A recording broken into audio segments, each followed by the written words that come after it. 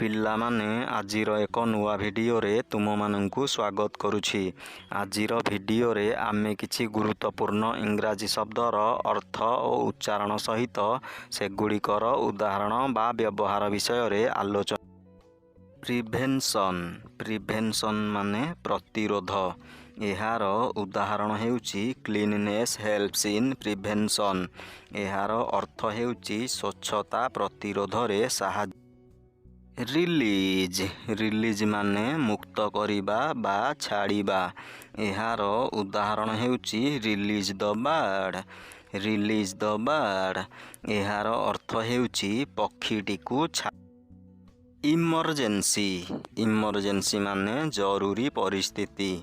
ଏହାର ଉଦାହରଣ ହେଉଛି this is an emergency case. ଏହାର ଅର୍ଥ ହେଉଛି ଏହା ଏକ ଜରୁରୀ। ଟ୍ରିଟମେଣ୍ଟ ମାନେ ଚିକିତ୍ସା। ଏହାର ଉଦାହରଣ ହେଉଛି ହି ଇଜ୍ ଗେଟିଂ ଟ୍ରିଟମେଣ୍ଟ। ଏହାର ଅର୍ଥ ହେଉଛି ସେ ଚିକିତ୍ସା ନେଉଛନ୍ତି। କଣ୍ଡିସନ୍ ମାନେ ଅବସ୍ଥା ବା ସର୍ତ୍ତ। ଏହାର ଉଦାହରଣ ହେଉଛି ହିଜ୍ କଣ୍ଡିସନ୍ ଇଜ୍ ସିରିୟସ୍। ଏହାର ଅର୍ଥ ହେଉଛି ତାଙ୍କ ଅବସ୍ଥା ଗୁରୁତର। ପିଲଗ୍ରିମେଜ୍ ମାନେ ତୀର୍ଥଯାତ୍ରା। ଏହାର ଉଦାହରଣ ହେଉଛି ଦେ ୱେଣ୍ଟ ଅନ୍ ଏ ପିଲଗ୍ରିମେଜ୍। ଏହାର ଅର୍ଥ ହେଉଛି ସେମାନେ ତୀର୍ଥଯାତ୍ରାକୁ ଗଲେ। କମ୍ପ୍ଲିଟ୍ ମାନେ ସମ୍ପୂର୍ଣ୍ଣ। ଏହାର ଉଦାହରଣ ହେଉଛି ଦ ୱାର୍କ ଇଜ୍ କମ୍ପ୍ଲିଟ୍। ଏହାର ଅର୍ଥ ହେଉଛି କାମଟି ସମ୍ପୂର୍ଣ୍ଣ ହୋଇଛି। ଇଫେକ୍ଟିଭ୍ ମାନେ ପ୍ରଭାବଶାଳୀ ବା ଫଳଦାୟକ। ଏହାର ଉଦାହରଣ ହେଉଛି ସି ଗେଭ୍ ଆନ୍ ଇଫେକ୍ଟିଭ୍ ସ୍ପିଚ୍। ଏହାର ଅର୍ଥ ହେଉଛି ସେ ଏକ ପ୍ରଭାବଶାଳୀ ଭାଷଣ ଦେଲେ। ରିଲିଜିୟସ୍ ମାନେ ଧାର୍ମିକ। ଏହାର ଉଦାହରଣ ହେଉଛି he is a religious person. ଏହାର ଅର୍ଥ ହେଉଛି ସେ ଜଣେ ଧାର୍ମିକ ବ୍ୟକ୍ତି।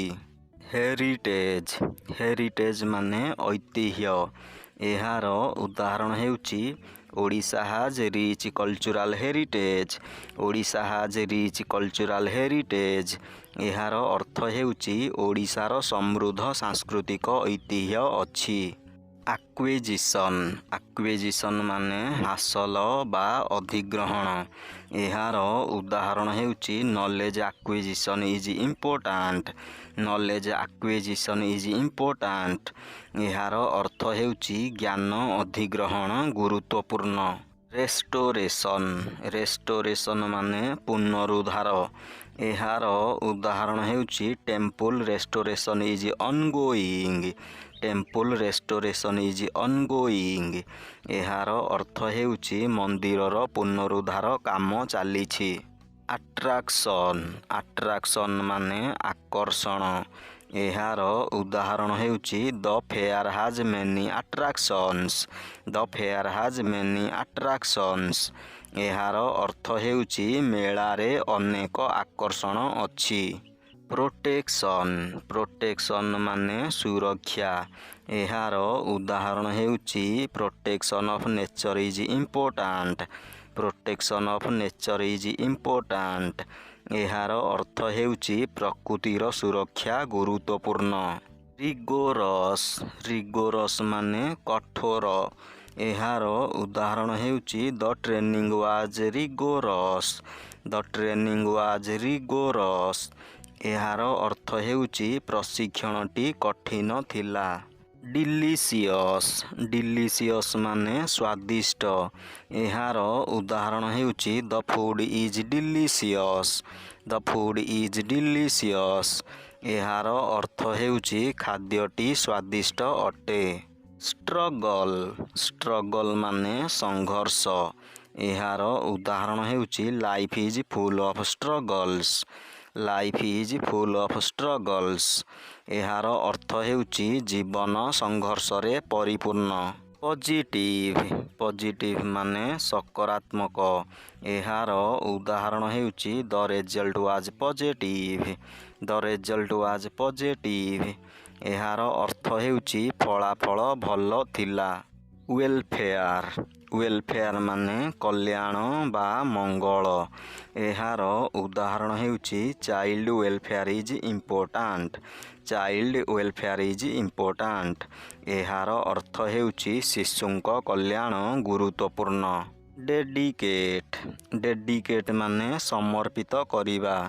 ଏହାର ଉଦାହରଣ ହେଉଛି C is dedicated to work. C is dedicated to work. ଏହାର ଅର୍ଥ ହେଉଛି ସେ କାମ ପାଇଁ ସମର୍ପିତ। ପିଲାମାନେ, ଏଠାରେ ଆଜିର ଭିଡ଼ିଓଟି ଶେଷ ହେଉଛି। ଏହିଭଳି ଶିକ୍ଷଣୀୟ ଓ ଗୁରୁତ୍ୱପୂର୍ଣ୍ଣ ଭିଡ଼ିଓ ଦେଖିବା ପାଇଁ ଏହି ଚ୍ୟାନେଲକୁ ସବସ୍କ୍ରାଇବ୍ କରି ପାଖରେ ଥିବା ବେଲ୍ ଆଇକନ୍କୁ ପ୍ରେସ୍ କରିଦିଅ।